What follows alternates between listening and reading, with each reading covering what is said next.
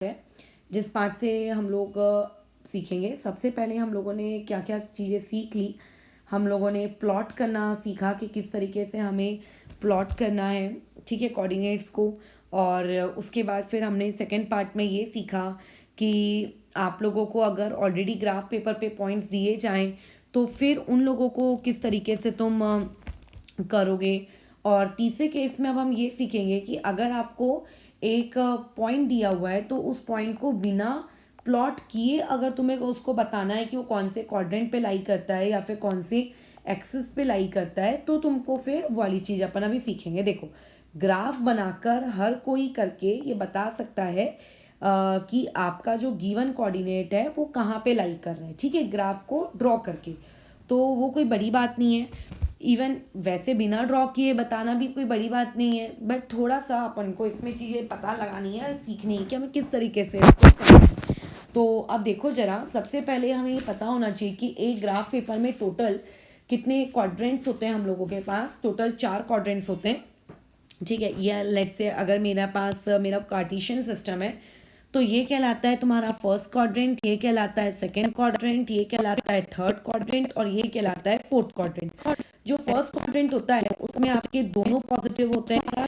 जो तुम्हारा second quadrant होता है इसमें ये जो आपका है एक्स नेगेटिव होता है, वाई पॉजिटिव होता है। पॉजिटिव में कैसे कर रही हूँ, कैसे आ रहा है समझ में, यहाँ पे एक्स नेगेटिव है, यहाँ पे वाई कैसा है, नेगेटिव है। नीचे की तरफ नेगेटिव वाले नंबर्स रहते हैं ना, तो इस बार दोनों नेगेटिव है, ठीक है। और उसके बाद यहाँ पे पॉजिटिव वाला रहता है। तो अब बताओ यहाँ पे x कैसा है, पॉजिटिव, और y कैसा है, नेगेटिव, यानी कि प्लस माइनस। तो बस अभी तुम्हें क्वेश्चन देखने हैं और क्वेश्चन को देख देख कर फटाफट बताना है कि वो कौन से क्वाड्रेंट में लाई कर रहा है, ठीक है। तो अब देखो यहाँ पर तुम्हें जैसे ये -3 दिया है तो ये आपका x है, और 2 दिया है ये तुम्हारा y है।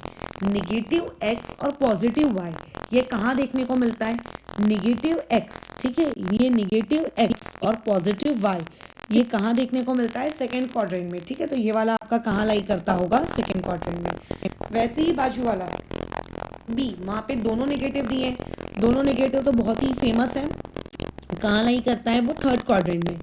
उसके बाद यहाँ पे भले ही पॉइंट में दिए हैं, हमें पॉइंट से कोई एलर्जी नहीं होनी चाहिए। ये चीज़ दोनों पॉजिटिव है, तो अगर ये दोनों पॉजिटिव है तो ये कहाँ लाई करती है, दोनों पॉजिटिव वाली चीज़ें फर्स्ट क्वाड्रेंट में। अच्छा, 2, 10 अगेन दोनों पॉजिटिव है तो ये कहाँ लाई करेगा, फर्स्ट क्वाड्रेंट में। उसके बाद 37, 35 ये यहाँ पे भी दोनों पॉजिटिव है तो ये लाई करेगा फर्स्ट क्वाड्रेंट में।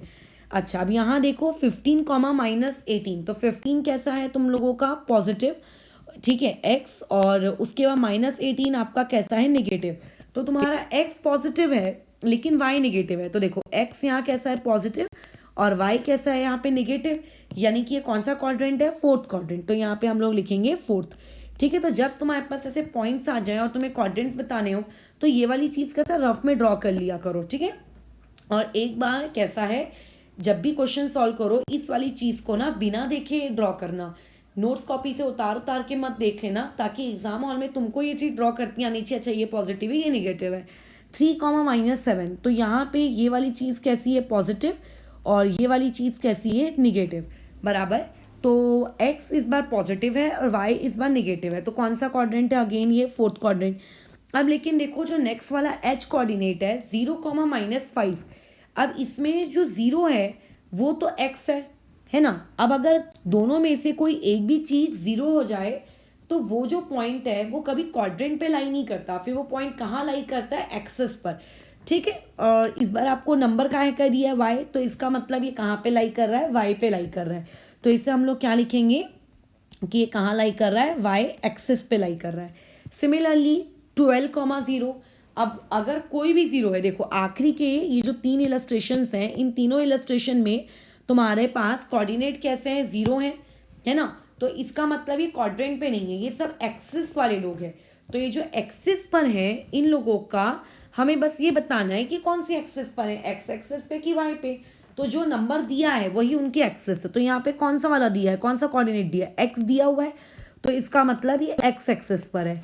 यहाँ पे 0, 9, तो x 0 है लेकिन y दिया है, तो इसका मतलब ये कौन सी एक्सिस है, y एक्सिस।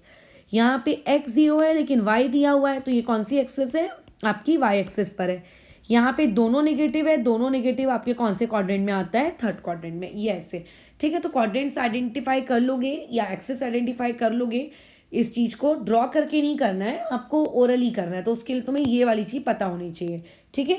अब इसमें आप लिखोगे कैसे, ठीक है, मैंने तो ये सारे आंसर डायरेक्ट लिख दिया, तुम इसे लिखोगे कैसे। मान लेते हैं ये क्वेश्चन आता है, ऐसे बहुत सारे पॉइंट्स दिए हैं, तो बहुत सारे पॉइंट्स अगर दिए जाए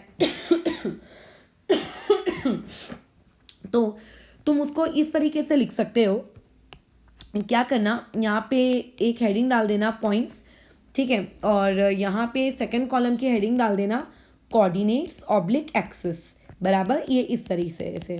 फिर यहाँ पे जैसे पॉइंट दिया है 4,2, तो बताओ 4,2 कौन से क्वाड्रेंट में है, तो यहाँ लिख देना फर्स्ट। उसके बाद फिर मैंने लिख दिया -3,5, तो ये कौन से वाले क्वाड्रेंट में है, एक्स निगेटिव है, वाई पॉजिटिव है, तो ये सेकेंड क्वाड्रेंट। फिर दिया है -2, -5, तो ये कौन से क्वाड्रेंट में है, आपका थर्ड क्वाड्रेंट। 4, -2, ये कौन से क्वाड्रेंट में है, फोर्थ। ये ऐसा लिखते जाना, ठीक है। हर पॉइंट के नीचे पगले समान ऐसा नहीं लिखना दिस पॉइंट, अगर हाँ, लेकिन मान लेते सवाल ऐसा आता 9, -2, सिर्फ एक ही पॉइंट है, बहुत सारे पॉइंट नहीं दिए, तो फिर सवाल को कैसा करते, अच्छे से वहाँ लिखते सिस्टमेटिकली। हियर एक्स कोऑर्डिनेट जो है वो तुम्हारा क्या है, यहाँ पे एक्स कोऑर्डिनेट इज पॉजिटिव, और पॉजिटिव की पूरी स्पेलिंग लिखते, और यहाँ पे जो वाई कोऑर्डिनेट है, वाई कोऑर्डिनेट आपका क्या दिया हुआ है, निगेटिव, ठीक है। सो ऐसा लिखते, देयरफॉर गिवन पॉइंट जो है आपका वो कहाँ लाई कर रहा है, लाइज इन, ठीक है, कौन सा क्वाड्रेंट है ये, फोर्थ क्वाड्रेंट। अगर सिर्फ एक कोऑर्डिनेट या फिर दो कोऑर्डिनेट दिए जाए तो इस तरीके से लिखना, अदरवाइज बहुत सारे दे दें 8-10, अब बोले कि क्लासीफाई देम, तो फिर इस तरीके से क्लासीफाई कर लेना, ठीक है। अच्छा, अब नेक्स्ट इलस्ट्रेशन में आ जाते हैं। नेक्स्ट इलस्ट्रेशन क्या है, क्वेश्चन बोला है कि in which quadrant are the following points. अच्छा, कुछ सिचुएशन दिया और तुम्हें बताना है कि कौन से क्वाड्रेंट में है। तो देखो, अब आपके जो कोऑर्डिनेट्स होते हैं उसके पास दो टर्म्स होता है, एक होता है एक्स और दूसरा होता है वाई।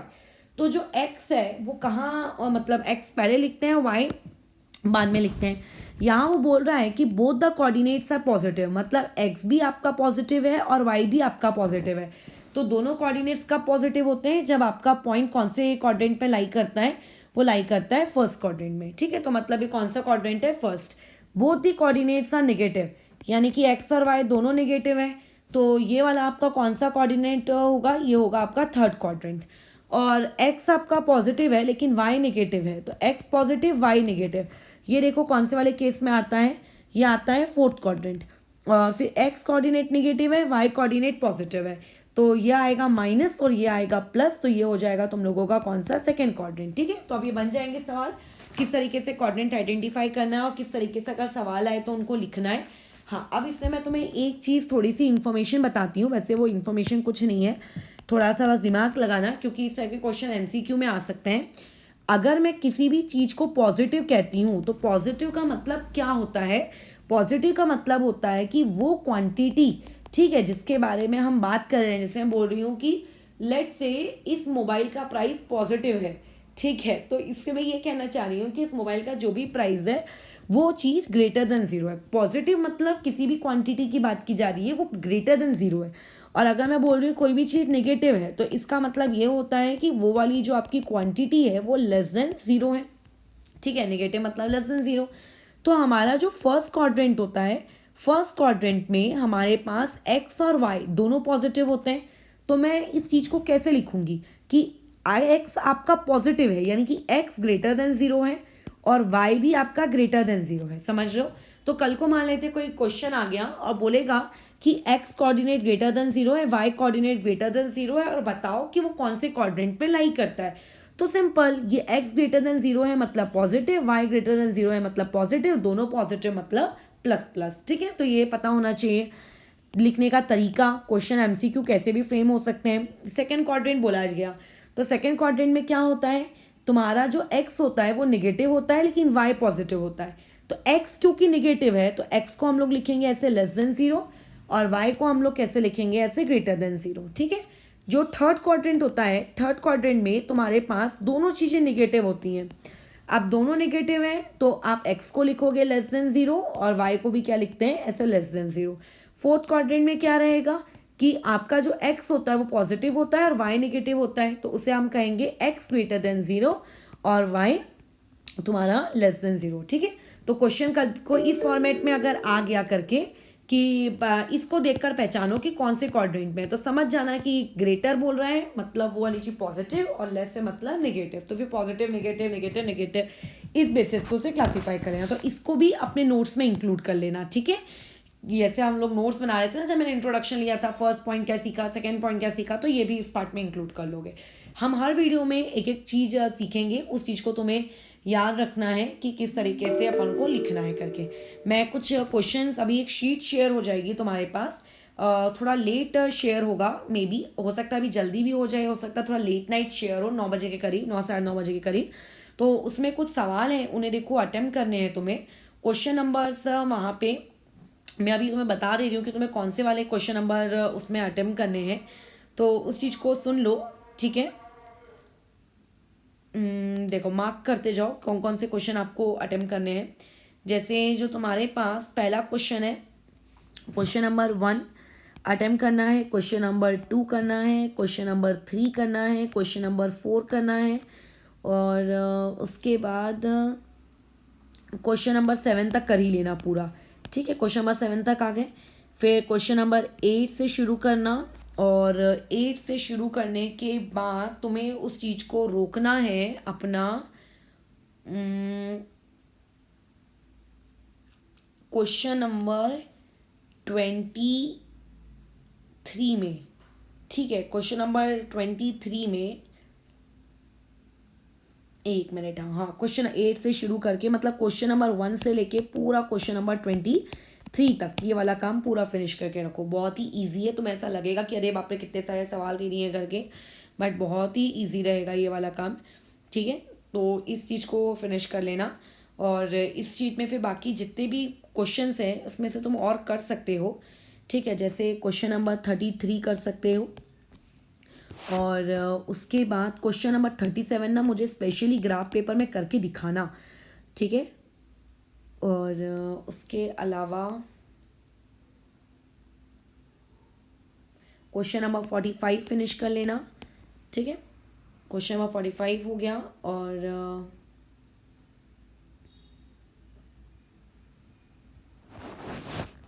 क्वेश्चन नंबर 36 कर लेना। उसके बाद क्वेश्चन नंबर 34 कर लो, क्वेश्चन नंबर 33 कर लेना। ठीक है, और क्वेश्चन नंबर 31 हो जाएगा, क्वेश्चन नंबर 30 कर लेना, और क्वेश्चन नंबर 29 भी कर लो, और क्वेश्चन नंबर 28।